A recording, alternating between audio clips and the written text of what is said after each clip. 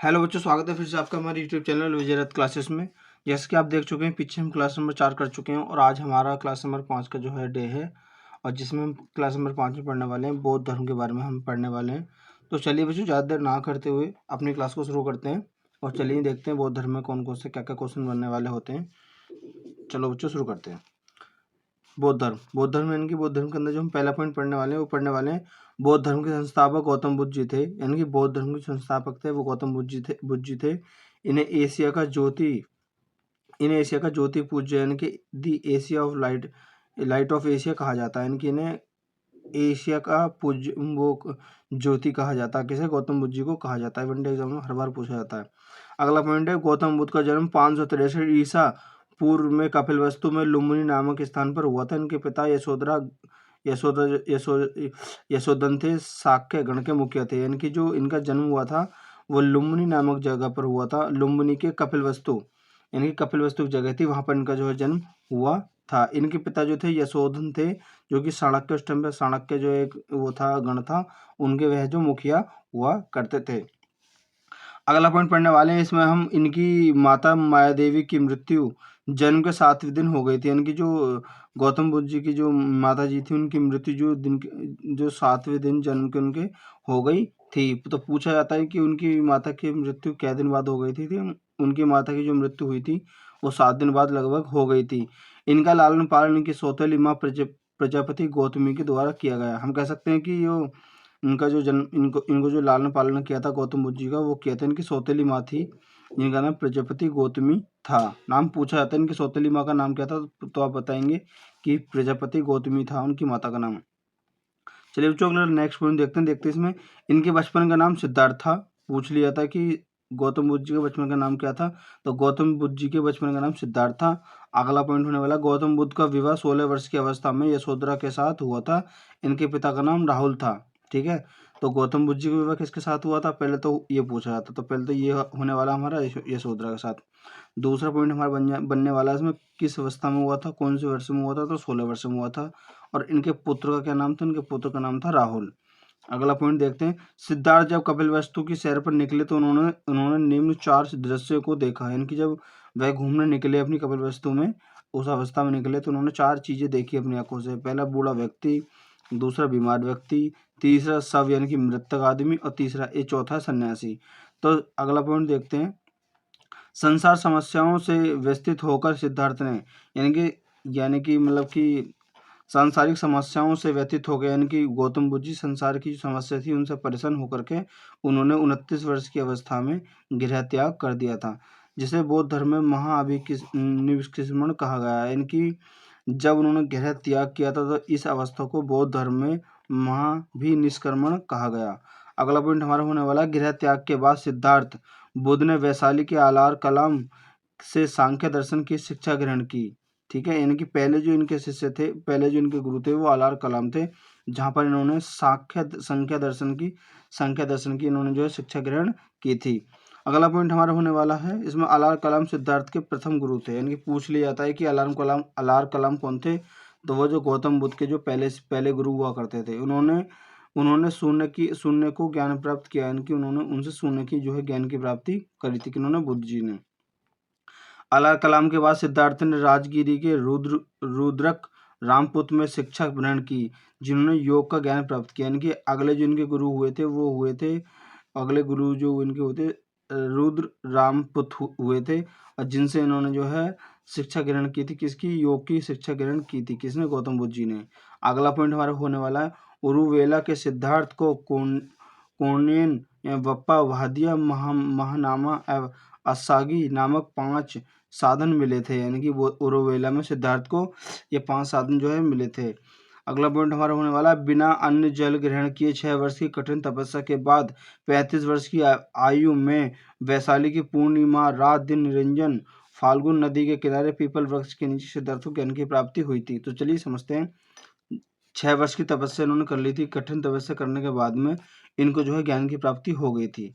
ठीक है, उस समय इनकी उम्र क्या हो रही थी? उस समय इनकी उम्र 35 वर्ष हो रही थी। ठीक है, वैसाखी के पूर्णिमा का दिन था, पूर्णिमा की जो है रात थी, जो कि निरंजन एक फाल्गुन नदी थी, उसके किनारे बैठे हुए थे और वहाँ पर एक पीपल नाम का वृक्ष था, उसके नीचे इनको जो है ज्ञान की प्राप्ति हुई थी। ठीक है बच्चों, तो पूछ लिया था कि ज्ञान की प्राप्ति उनको कहाँ हुई थी, तो आप बताएंगे कि उनको पीपल के वृक्ष के नीचे हुई थी और किस नदी के, तो फाल्गुन नदी के किनारे बैठ करके और पूर्णिमा की रात को जो है ज्ञान की प्राप्ति हुई थी। अगला पॉइंट हम देखते हैं इसमें, ज्ञान प्राप्ति के बाद सिद्धार्थ बुद्ध के नाम से जाने लगे। यानी कि पहले तो इनका नाम गौतम बुद्ध था, लेकिन ज्ञान की प्राप्ति के बाद इनका जो नाम रखा गया वो बुद्ध रखा गया। यह वह स्थान बोधगया कहलाया, जहाँ पर इन्हें ज्ञान की प्राप्ति हुई, वह स्थान हमेशा के लिए आगे बोधगया कहलाया। अगला पॉइंट हम पढ़ते हैं, अगला पॉइंट देखते हैं क्या है। बुद्ध ने अपना प्रथम उपदेश सारनाथ में, यानी कि पहला इन्होंने जो अपनी उपदेश दिया था वो सारनाथ में दिया था। सारनाथ कहाँ, श्रीरंगपत्तनम में स्थित है, जिसे बौद्ध ग्रंथों में धर्म चक्रवर्तन कहा गया। यानी कि जब उन्होंने अपना उपदेश दिया था कहाँ पर, सारनाथ में, जो कि श्रीरंगपत्तनम में है। और इस बौद्ध ग्रंथ की कला को बौद्ध ग्रंथों में धर्म चक्रवर्तन कहा गया। बुद्ध ने अपने उपदेश जन साधारण की भाषा पाली में दिए। यानी कि उस समय जो उन्होंने पहला उपदेश दिया था, पूछ लिया था कि सबसे ज्यादा उनके उपदेश किस में थे, तो पाली भाषा में थे। अगला पॉइंट हमारा होने वाला, बुद्ध ने अपने उपदेश कौशल वैशाली, कौशाम्बी व अन्य राज्यों में दिए। यानी कि सबसे ज्यादा तो इन्होंने सबसे ज्यादा प्रमाणित जो है अपने उपदेश दिए हैं वो कौशल में, वैशाली में और कौशाम्बी में दिए हैं। इनमें से सबसे ज्यादा अधिक जो दिए हैं इन्होंने अपने उपदेश, सर्वाधिक उपदेश जो दिए हैं वो कौशल की राजधानी हुआ करती श्रावस्ती में इन्होंने जो अपने ज्यादातर उपदेश दिए हैं। देखते हैं इनके प्रमुख अनुयायी कौन कौन थे। इनके प्रमुख जो अनुयायी थे, बिंबिसार और प्रेषजनिति व उदयन, ये तीन थे जो इनके प्रथम अनुयायी थे, इनके प्रथम शिष्य जो जिनके पक्के शिष्य थे। देखते हैं इसमें नोट में क्या लिखा हुआ है। अद्भुत लेखक थे जिनका नाम A.L. बासन था। उन्होंने कहा है कि उनके अनुसार 49 दिनों की तपस्या के बाद बुद्ध को ज्ञान की प्राप्ति हो गई थी। यानी कि किसके द्वारा कहा गया है, ये लेखक है कोई A.L. बासन। चलिए बच्चों, नेक्स्ट पॉइंट में देखते हैं क्या लिखा हुआ है। नेक्स्ट पॉइंट में लिखा हुआ है, महात्मा बुद्ध की मृत्यु 80 वर्ष की अवस्था में सन 483 ईसा पूर्व में कुशीनगर के देवरिया उत्तर प्रदेश में हो गई थी। मतलब कि जो गौतम बुद्ध की मृत्यु है ना वो 80 वर्ष की अवस्था में हो गई थी और इस समय 40 वर्ष ईसा पूर्व हो रखा था। ठीक है, कुशीनगर कहाँ पड़ता है, कुशीनगर पड़ता है देवरिया में। देवरिया कहाँ, उत्तर प्रदेश के अंदर में। चुंद द्वारा अपित भोजन करने के बाद हो गई थी। इनकी भोजन करते करते इनकी मृत्यु हो गई थी, जिसे बौद्ध धर्म में महापरिनिर्वाण कहा गया। यानी कि बौद्ध धर्म में इनकी मृत्यु को महापरिनिर्वाण कहा गया, किसमें, बौद्ध धर्म के अंदर। अगला पॉइंट देखते हैं, मल्लों ने अत्यंत सम्मान पूर्वक बुद्ध का ज्योतिषी संस्कार किया। यानी कि उन्होंने जो है संस्कार जो उनका किया गौतम बुद्ध जी का बड़े ही बढ़िया तरीके से किया। अगला पॉइंट देखते हैं, एक अनुसूचित के अनुसार मृत्यु के बाद बुद्ध ने शरीर के अवशेषों को 8 भागों में बांटकर उन पर 8 स्तूपों का निर्माण करवाया। किसने करवाया, ये करवाया हमारे अनुश्रुति के अनुसार। इनके बुद्ध के जो शरीर के जो विशेष जो वो थे हस्तियाँ थी, उनको 8 भागों में अलग अलग रखकर और स्तूपों का निर्माण करवा दिया। बुद्ध ने जन्म पर मृत्यु की तिथि की चीनी परंपरा के कैंटीन अभिलेखों पर आधारित निश्चित किया गया। बौद्ध धर्म के बारे में हमें विशद ज्ञान त्रिपीठ, यानी कि विनयपीठ, सूत्रपीठ और अभयपीठ, यानी कि बौद्ध धर्म में जो 3 पीठक है, 3 पीठक को बताया गया है। एक विनय पीठक है, एक सूत पीठक है, एक अभिपिष्टक पीठक है, से प्राप्त होता है। तीनों पीठकों को पाली भाषा यानी कि तीनों पीठकों की जो भाषा रखी गई है वो पाली रखी गई थी। थेरवाद मत की पाली त्रिपीठ सबसे पुराना है। यानी कि जो त्रिपीठक है सबसे पुराना त्रिपीठक है, कहने का मतलब ये है। और ये मोस्ट इम्पोर्टेंट पॉइंट है त्रिपीठक। सूत्र पिटक में बुद्ध ने धार्मिक सिद्धांतों को संवाद के रूप में संकलित किया है। यानी कि जो सूत्र पिटक है, 3 पिटक थे, सूत्र पिटक के अंदर जो है धार्मिक सिद्धांतों को रखा गया है। विनय पिटक के संघ के भिक्षु व भिक्षुणों के लिए बनाए गए नियमों का संग्रह किया गया है और इसमें संघ के अनुशासन के तोड़ने पर किए जाने वाले प्रायश्चितों की सूची भी दी गई है। अगला पॉइंट हम पढ़ने वाले हैं, अभिपीठक में सूत्र पीठक में वर्णित सिद्धांतों में सुव्यवस्थित अनुशीलता के लिए आवश्यक सूचना के सारांश तथा प्रश्नोत्तरी का समावेश किया गया है। अगला पॉइंट देखते हैं बच्चों क्या लिखा हुआ है, नोट में देखते हैं क्या है। पाली पीठकों की पहली शताब्दी ईसा पूर्व में श्रीलंका के शासक वतगामिणी की देखरेख में पहली बार लिपिबद्ध किया गया। यानी कि पाली भाषा में जो त्रिपिटक की जो पहली शताब्दी ईसा पूर्व में हुआ था वो कहाँ हुआ था? श्रीलंका में हुआ था। और उस समय उनकी देखरेख कौन कर रहा था? वादगामिनी पीठक, वादगामिनी के द्वारा देखरेख में पहली लिपि जो है लिखी गई थी। किसमें? पाली भाषा में। सूत्र पिटक के 5 निकाय हैं, यानी कि सूत्र पिटक के जो 5 पॉइंट दिए हुए हैं, पहला है दीर्घ, मध्यम, संयुक्त, अगुंतर और खुद्दक। ठीक है। बुद्ध के पूर्व जन्म से जुड़ी जातक कथाएं खुद्दक निकाय की 15 पुस्तकों से एक है। खुद्दक निकाय में धम्मपद, नैतिक उपदेशों का पदार्थ संकलन और थेरगाथा का बौद्ध भिक्षुओं का गीत और थेरीगाथा यानी कि बौद्ध भिक्षुओं की गीत है। अगला पॉइंट देखते हैं। बौद्ध धर्म मूलतः अनिवसवादी है, जिसमें आत्मा की परिकल्पना भी नहीं कर सकते। अगला पॉइंट देखते हैं। बौद्ध धर्म में पूर्व जन्म की मान्यता नहीं है, इनकी बौद्ध धर्म के जो लोग थे, बौद्ध धर्म को मानने वाले जो लोग थे, वो पूर्व जन्म पर विश्वास नहीं रखते थे। अगला पॉइंट पढ़ने वाले हैं। तृष्णा को क्षीण होने की अवस्था में ही बुद्ध ने निर्वाण कहा है। ठीक है। इनकी तृष्णा को क्षीण इनके अलग होते ही उसे निर्वाण कहा है। अगला पॉइंट है। विश्व दुखों से भरा है, यह सिद्धांत बुद्ध ने उपनिषद से लिया है, यानी कि उपनिषद से जो कौन सा लिया है? बुद्ध दुखों से भरा है। बुद्ध ने अनुयायी 2 भागों में विभाजित हो गए, यानी कि बुद्ध के बुद्ध की जो सेना थी वो 2 प्रकार से विभाजित हो गई थी, बुद्ध को मानने वाले लोग। ये पहला है भिक्षु, दूसरा है उपासक। तो भिक्षु के बारे में जानते हैं। भिक्षु जो है बौद्ध धर्म के प्रचार के लिए उन्होंने संन्यास ग्रहण किया, इन्हें भिक्षु कहा गया। इनकी भिक्षु जो थे बुद्ध धर्म को मानते थे, वे जो थे संन्यास को ग्रहण किया था उन्होंने, और उन्हें भिक्षु कहा गया। उपासक जो हैं, अगला पॉइंट उपासक, गृहस्थ जीवन व्यतीत करते हुए बौद्ध धर्म अपनाने वाला उपासक कहलाया, यानी कि वो घर पर रहकर ही बौद्ध धर्म की उपासना किया करते थे, और जो है उपासक वह कहलाए। बौद्ध संघ में सम्मिलित होने के लिए न्यूनतम आयु भी रखी गई थी 15 वर्ष की, यानी कि जो बौद्ध संगति में शामिल हो सकते थे वो उनकी जो आयु रखी गई थी वो 15 वर्ष रखी गई थी। अगला पॉइंट, बौद्ध संघ में प्रविष्ट होने को उपासता कहा गया है। तीसरा पॉइंट है हमारा, बौद्ध धर्म में त्रिरत्न है, बुद्ध धर्म व संघ। तो बौद्ध सभाएं देखते हैं कहाँ पर हुई थी और किस समय हुई थी और कौन इसकी जो वो कर रहा था, अध्यक्षता कर रहा था। तो पहला पॉइंट हमारा होने वाला है कि प्रथम बौद्ध संगति जो है 483 से पूर्व में हुई थी, और ये कहाँ पर हुई थी? राजगृह में हुई थी। और इसके जो अध्यक्ष थे वो महाकश्यप थे, और शासनकाल किसका चल रहा था उस समय? अजातशत्रु का शासनकाल चल रहा था। ठीक है बच्चों। अगला पॉइंट हम देखते हैं कि अगला पॉइंट है हमारा, द्वितीय बौद्ध संगति जो हुई थी 383 से पूर्व में हुई थी। कहाँ हुई थी? वैशाली में हुई थी, और इसके जो अध्यक्ष थे सभा कामिनी थे, और यहाँ पर किसका राज चल रहा था? कालाशोक का उस समय राज चल रहा था। और तृतीय बौद्ध संगति जो हुई थी 250 ईसा पूर्व में हुई थी। कहाँ हुई थी? पाटलिपुत्र में हुई थी, और इसके अध्यक्ष कौन थे? मोगलपुत्र तिस्सा थे, और इसके जो शासक थे अशोक थे। ठीक है। चौथी बौद्ध संगति जो हुई है, बौद्ध संगति जो है 98 ईसा पूर्व में हुई है, और कुंडल वन में हुई थी, और इसके जो अध्यक्ष कौन थे? वसुमित्र और अश्वघोष थे, और ये यहाँ पर किसका राज चल रहा था? कनिष्क का उस समय राज चल रहा था। चलिए बच्चों नेक्स्ट पॉइंट में देखते हैं क्या होता है। नेक्स्ट पॉइंट में देखते हैं, चतुर्थ बौद्ध संगति के बाद बौद्ध धर्म को 2 भागों में बट गया था। इनकी चौथी लगभग पूछा जाता है कि बौद्ध संगति कितनी हुई थी टोटल, तो बौद्ध संगति हुई थी 4। ठीक है। चौथी बौद्ध संगति के बाद जो है जो बौद्ध धर्म जो है 2 विभागों में बट गया। एक पहला है हीनयान, दूसरा है महायान। बौद्ध धर्म के महायान संप्रदाय का आदर्श बोधिसत्व है। बोधिसत्व दूसरे के कल्याण के प्राथमिक देते हुए अपने निर्माण में विलंब करते हैं, यानी कि वो दूसरों की मान्यता को पहले प्राथमिकता देते हैं। और अगला पॉइंट है हमारा हीनयान का आदर्श आहत पद को प्राप्त करना। जो व्यक्ति अपनी साधना से निर्वाण की प्राप्ति करता है उसे ही आहत कहा जाता है, यानी कि वो अपनी शक्ति से जितना भी ज्ञान प्राप्त करते हैं उन्हें आहत कहा जाता है। अगला पॉइंट हमारा, धार्मिक जुलूस का प्रारंभ सबसे पहले बौद्ध धर्म के द्वारा किया गया। बौद्ध धर्म सबसे पवित्र त्योहार वैशाख पूर्णिमा है, यानी कि बौद्ध धर्म के अंदर जो सबसे पवित्र त्योहार माना जाता है वो माना जाता है वैशाख पूर्णिमा, क्योंकि इसी दिन बौद्ध धर्म के जो संस्थापक थे उनको ज्ञान की प्राप्ति हुई थी। जिसे अगला पॉइंट देखते हैं क्या लिखा हुआ है।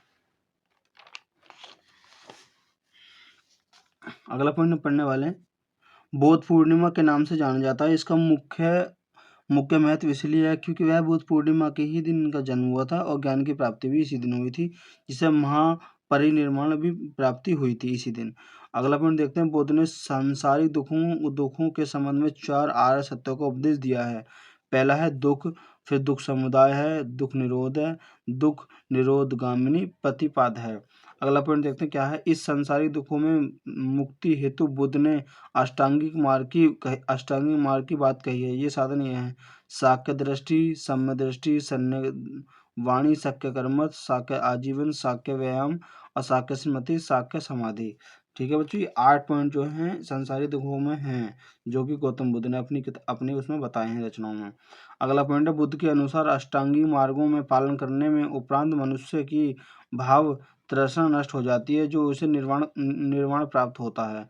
अगला पॉइंट देखते हैं, बौद्ध धर्म का परम लक्ष्य है, जिसका अर्थ है दीपक का बुझ जाना, अर्थात जीवन मरण चक्र से मुक्त हो जाना। बुद्ध ने निर्वाण प्राप्ति के सरल बनाने के लिए निम्न शीलों पर जोर दिया है। पहला तो उन्होंने जोर दिया अहिंसा पर, सत्य पर, अस्तेय पर, चोरी ना करना, इसका मतलब अस्तेय का मतलब चोरी ना करना, उपग्रह का मतलब है किसी प्रकार की संपत्ति ना रखना, मग सेवन ना करना, असमय भोजन ना करना, सुमुखप्रद बिस्तर पर नहीं सोना, और धन संचय ना करना, स्त्रियों से दूर रहना, और नृत्य गान आदि से दूर रहना।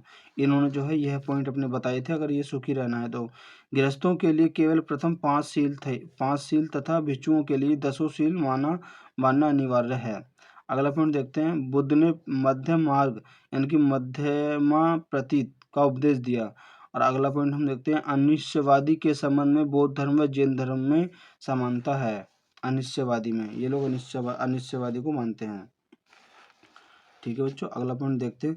अगला पॉइंट हमारे होने वाला है कि जातक कथाएं प्रदर्शित करती हैं कि वो बोधिसत्व का अवतार मनुष्य रूप में भी हो सकता है तथा पशुओं में भी।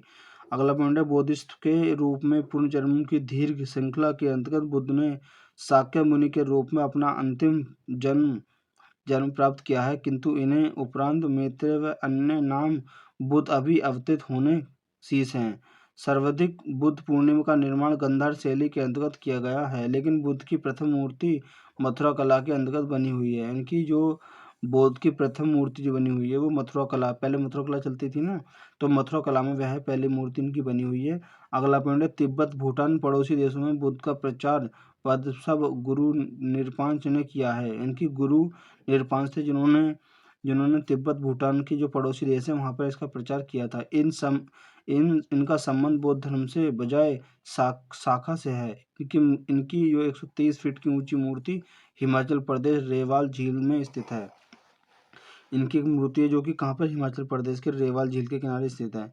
नोट में देखते हैं बच्चों, भारत में उपासना की जाने वाली प्रथम मूर्ति संबद्ध बुद्ध की थी, यानी कि सबसे पहले बुद्ध की मूर्ति थी जिसकी उपासना की जाती थी। हम जानते हैं भारत के महत्वपूर्ण बौद्ध मठ, यानी कि जो बौद्ध के मठ थे जगह जगह पर, हम उन्हें जानते हैं। देखते हैं कौन से। सबसे पहले मठ का नाम है टाबा मठ था, और स्थान है तबो गाँव, जो कि स्पीति घाटी में है और जो कि हिमाचल के अंदर पड़ता है।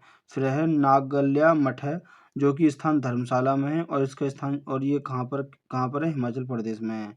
हेमिसी मठ है जो कि लद्दाख में स्थित है, और कौन सी जगह में स्थित है, ये जम्मू कश्मीर में स्थित है, राज्य में स्थित है। सासुर मठ है जो कि लाहू स्पीत है, और किस राज्य में है, ये हिमाचल राज्य में है। मिल्ड्रिंग मठ है जो कि देहरादून में स्थित है और जो कि उत्तराखंड के राज्य में आती है। रूम टेक मठ है, गंगटोक स्थान पर है और जो कि सिक्किम में आती है। फिर तवांग मठ है जो कि अरुणाचल प्रदेश में जगह में स्थान है, और ये किस राज्य में, ये अरुणाचल प्रदेश राज्य में ही है। नाम ड्रिलिंग मठ है जो कि मैसूर स्थान पर है और कर्नाटक राज्य में है आती है। और है बोधि मठा, कहाँ पर है, ये बोध गया में है और जो कि बिहार में आती है। चलिए बच्चों, अगला हमारा पॉइंट होने वाला है शैव धर्म। हम शैव धर्म के बारे में जानते हैं।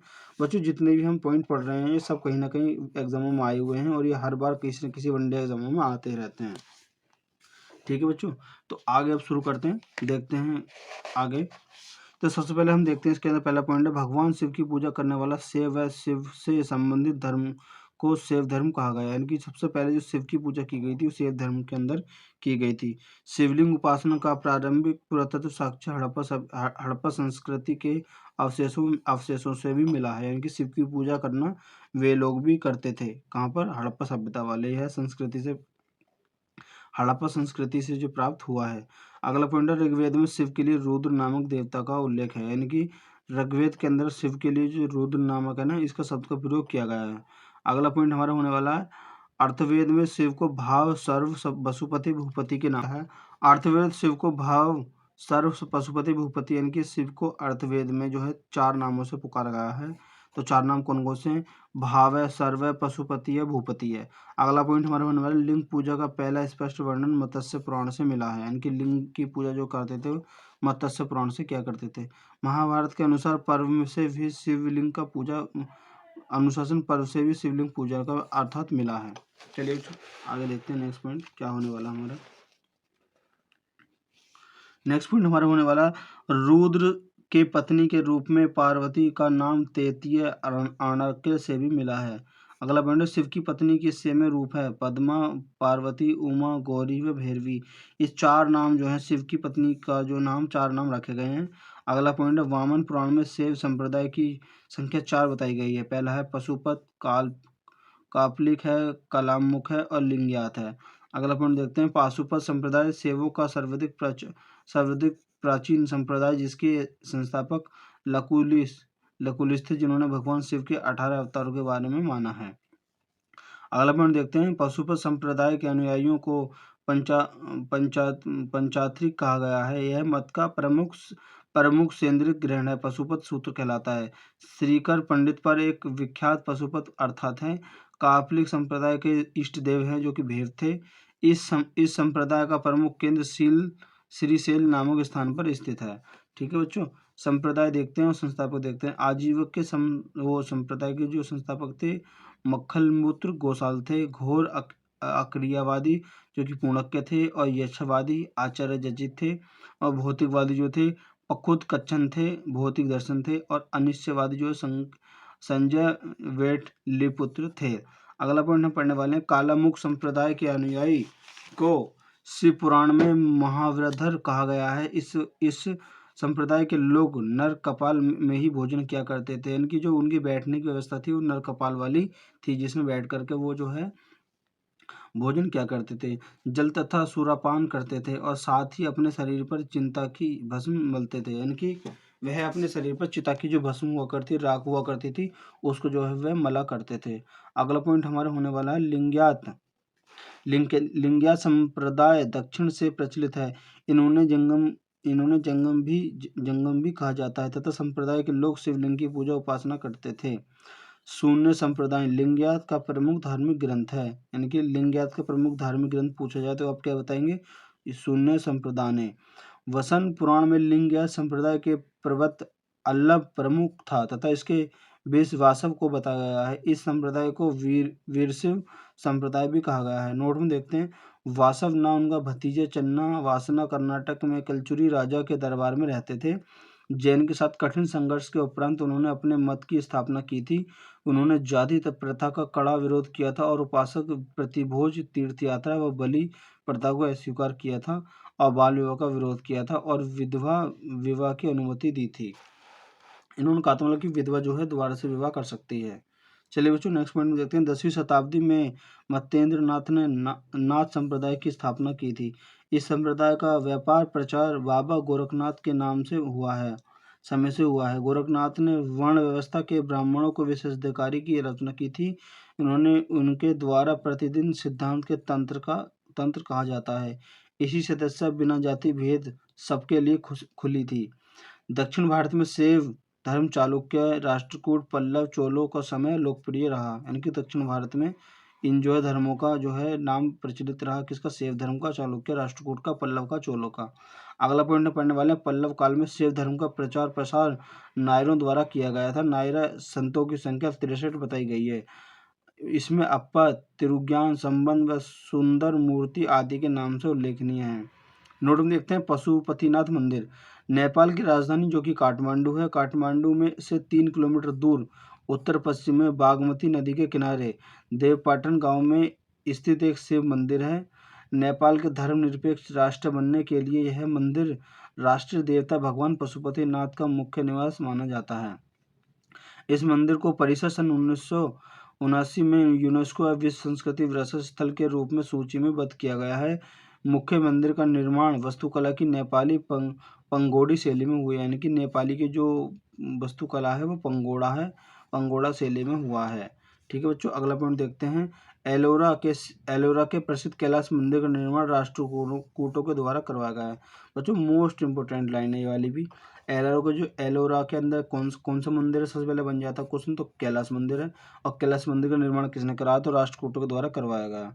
अगला पॉइंट देखते हैं। चोल शासक जो कि राज प्रथम थे, जिन्होंने तंजौर की स्थित राजराजेश्वर शिव मंदिर का निर्माण करवाया था। किसके द्वारा, मंदिर का नाम जो है राजराजेश्वर है, और किसके द्वारा, राज प्रथम के द्वारा मंदिर का निर्माण करवाया गया था, जिसे बृहदीश्वर मंदिर के नाम से भी जाना जाता है। इसका एक अन्य नाम भी है, इसका बृहदीश्वर नाम है।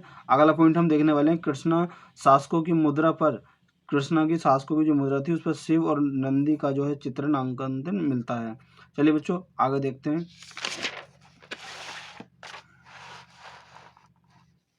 अब हम जानते हैं शैव धर्म के बारे में बच्चों। ठीक है, ये भी मोस्ट इम्पोर्टेंट धर्म है, सबसे क्वेश्चन बनते हैं, इससे भी क्वेश्चन बनते हैं वनडे एग्जामों में।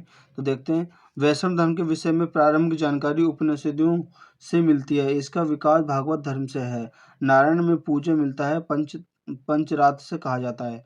वैष्णव धर्म के पर्वत कृष्ण थे, यानी कि वैष्णव धर्म के जो पर्वत थे कृष्ण थे, जो वैष्णव कबीले के थे, और इनका निवास स्थान मथुरा था, यानी कि मथुरा के रहने वाले थे। कौन, कृष्णा जी। कृष्ण का उल्लेख सर्वप्रथम छांदोग्य उपनिषद से देवकी पुत्र अंगिर से शिष्य के रूप में हुआ है। वासुदेव कृष्ण का सबसे प्रारंभिक अभिलेख बैसनगर स्तंभ अभिलेख में पाया गया है। अगला पॉइंट देखते हैं। विष्णुगुप्त के 10 अवतारों का उल्लेख मत्स्य पुराण से मिला है, यानी कि जो विष्णु के 10 अवतार थे वो मत्स्य पुराण से मिला है। तो 10 अवतार इस प्रकार है। मत्स्य है, कुरुम है, वराह है, नृसिंह है, वामन है, परशुराम है, राम है, बलराम है, बुद्ध है, कलिंग है। गुप्त काल में विष्णु का वराह अवतार सर्वाधिक प्रसिद्ध रहा। अगला पॉइंट हम पढ़ने वाले हैं। वैष्णव धर्म में ईश्वर की प्राप्ति के लिए सर्वाधिक महत्व भक्ति को दिया गया है, यानी कि वैष्णव धर्म में जो है ईश्वर की प्राप्ति, ईश्वर को प्राप्त करने के लिए सर्वाधिक भक्ति करने का प्रयोग दिया गया है। तो अगला पॉइंट देखते हैं इसमें क्या है। भगवान विष्णुगुप्त के सुदर्शन चक्र में 6 तिल्लियां थी। पूछा जाता है कि भगवान जो विष्णुगुप्त थे उनके चक्र में क्या तिल्लियां थी, तो कितनी होने वाली, 6 तिल्लियां हुआ करती थी। अगला पॉइंट देखते हैं बच्चों। प्रमुख संप्रदाय, मत एवं आचार्य। तो प्रमुख संप्रदाय देखते हैं। वैष्णव संप्रदाय है, ब्राह्मण संप्रदाय है, रुद्र दमन संप्रदाय और सनक संप्रदाय है। इनका जो मत है वैष्णव का वो विशिष्ट द्वैत है, और ब्रह्म संप्रदाय का द्वैत है, और रुद्र संप्रदाय का शुद्धाद्वैत है, और सनक का है द्वैत है, और आचार्य का रामानुज है, और आनंदित अर्थ है, वल्लभाचार्य है, और निर्वाक है। ठीक है बच्चों। प्रमुख संप्रदाय, संस्थापक व पुस्तक। बकरी संप्रदाय इसके संस्थापक कौन है, नामदेव हैं। इनकी जो पुस्तक के बारे में अभी तक नहीं पता चला है। और श्री वैष्णव है, और इनके संस्थापक रामानुज हैं। इनकी जो पुस्तक है विरह सूत्र है। और परामर्श है, इनके संस्थापक हैं वो हैं रामदास। और तीसरी जो इनकी पुस्तक आई है दास बोध आई है। और चौथा है राम भक्त है, जो कि इसका जो लेखक हैं संस्थापक कौन है, रामानंद है। और इसके जो पुस्तक है अध्यात्मक रामायण है। ठीक है बच्चों, अगला पॉइंट पढ़ते हैं। अंकर कोटवाट मंदिर जो कि कंबोज में के राजा सूर्यवर्मा द्वितीय के द्वारा सन 1113 से 1150 में बीच बनवाया गया था। इस मंदिर में लगभग 10.5 ऊंची फीट भगवान विष्णु की मूर्ति स्थापित है। चलिए बच्चों नेक्स्ट वीडियो में इस्लाम धर्म पढ़ने वाले हैं, जो कि हम नेक्स्ट वीडियो में पढ़ेंगे। तो चलिए बच्चों मिलते हैं नेक्स्ट वीडियो में।